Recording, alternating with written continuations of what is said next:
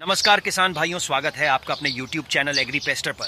किसान भाइयों, आज के इस वीडियो में हम बात करेंगे माइकोराइजा क्या है, माइकोराइजा काम कैसे करता है, माइकोराइजा का उपयोग कैसे करें, माइकोराइजा से होने वाले लाभ के बारे में। माइकोराइजा ऐसा सूक्ष्मदर्शी जीव है जो उच्च पौधों की जड़ों और कवकों के मध्य सहजीवी संबंध के रूप में रहते हैं। इस प्रकार का संबंध लगभग 95% पौधों में पाया जाता है।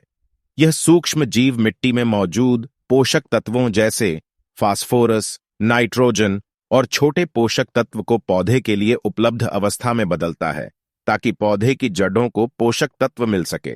माइकोराइजा फास्फोरस के अवशोषण में मुख्य भूमिका निभाता है। यह मिट्टी की उर्वरा शक्ति में सुधार कर पौधों की जड़ों को विकसित भी करता है। इसे जैव उर्वरक VAM के रूप में फसलों में इस्तेमाल किया जाता है। अच्छी फसल के लिए माइकोराइजा एक अहम रोल अदा करता है। माइकोराइजा कवक और पौधों की जड़ों के बीच का एक संबंध होता है। यह संबंध लगभग 95% पौधों में पाया जाता है। माइकोराइजा मिट्टी से पौधों के विभिन्न प्रकार के पोषक तत्व जैसे फास्फोरस, नाइट्रोजन और छोटे पोषक तत्व को ग्रहण करने में मदद करता है और फसलों की पैदावार बढ़ाने में एक अहम भूमिका निभाता है। माइकोराइजा पौधों के द्वारा अंत प्रक्रिया को बढ़ा देता है। सूखे जैसी परिस्थितियों में यह पौधों को हरा भरा रखने में मदद करता है। माइकोराइजा क्या है? किसी भी कवक तथा पौधों की जड़ों के बीच एक पारस्पर सहजीवी संबंध को माइकोराइडर कहते हैं। इस प्रकार के संबंध में कवक पौधों की जड़ पर आश्रित हो जाता है और मृदा जीवन का एक महत्वपूर्ण घटक बन जाता है। माइकोराइजा दो प्रकार के होते हैं। पहला होता है एंडोमाइकोराइजा और दूसरा होता है एक्टोमाइकोराइजा।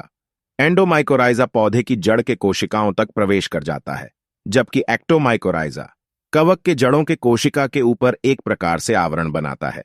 कभी कभी तो यह कोशिका के अंदर प्रवेश करके भी उसे प्रोटेक्ट करता है। इस परिस्थिति में इसे एक्ट एंडोमाइकोराइजा कहते हैं। यह किसी पौधे के साथ अपना संबंध स्थापित कर सकता है। दोस्तों, अब जानते हैं माइकोराइजा के लाभ क्या है। मिर्च, बैंगन, गोभी, भिंडी, टमाटर, आलू, प्याज, मूंगफली, तरबूज, लहसुन, अजवाइन और अन्य सब्जी वर्गीय फसलों में जिनकी नर्सरी तैयार की जाती है, उन सभी फसलों में इसका उपयोग किया जा सकता है। इसके प्रयोग से जड़ों में विकास होता है तथा जड़ें अधिक पोषक तत्व लेने में सक्षम हो जाती है। अतः फसलों की उपज में वृद्धि होती है। मिट्टी स्वास्थ्य को रासायनिक उर्वरकों के दुष्प्रभाव से बचाया जा सकता है। रासायनिक उर्वरक की बचत के साथ मिट्टी में लाभकारी जीवों की वृद्धि होती है। माइकोराइजा मिट्टी से फास्फोरस की उपलब्धता को 60 to 80% तक बढ़ाता है। जमीन की भौतिक एवं रासायनिक दशा में सुधार करता है। इन्हें आसानी से गुणन किया जा सकता है, जिससे एक बार ही खरीदने की आवश्यकता। माइकोराइजा के उपयोग से जड़ों का बेहतर विकास होता है। माइकोराइजा पौधों के द्वारा जल के अवशोषण की क्रिया दर को बढ़ाकर पौधे को सूखे के प्रति सहनशीलता बढ़ाता है, जिससे यह पौधों को हरा भरा रखने में मदद मिलती है। माइकोराइजा फसलों को मिट्टी से होने वाले कई हानिकारक रोगाणुओं से भी बचाता है। इसके उपयोग से पौधों की चयापचय गतिविधियों को प्रदान करता है, जिससे पौध की ट्रांसप्लांटिंग के बाद मुरझाने को कम करता है और पौधों के प्रत्यारोपण के बाद मृत्यु दर घट जाती है। इसके इस्तेमाल से उर्वरक और कीटनाशक निर्भरता कम हो जाती है और प्रतिकूल मिट्टी को पुनः प्राप्त करता है। सूखे और लवणता के खिलाफ पौधे के प्रतिरोध को बढ़ाता है। मिट्टी की गुणवत्ता के साथ साथ मिट्टी के कटाव को भी रोकता है। माइकोराइजा की उपयोग विधि फसलों की रोपाई से पहले जड़ों को माइकोराइजा 5 मिली प्रति लीटर पानी की दर वाले सॉल्यूशंस में मिलाए, ताकि जड़ अच्छी तरह से बर्बाद कर सके।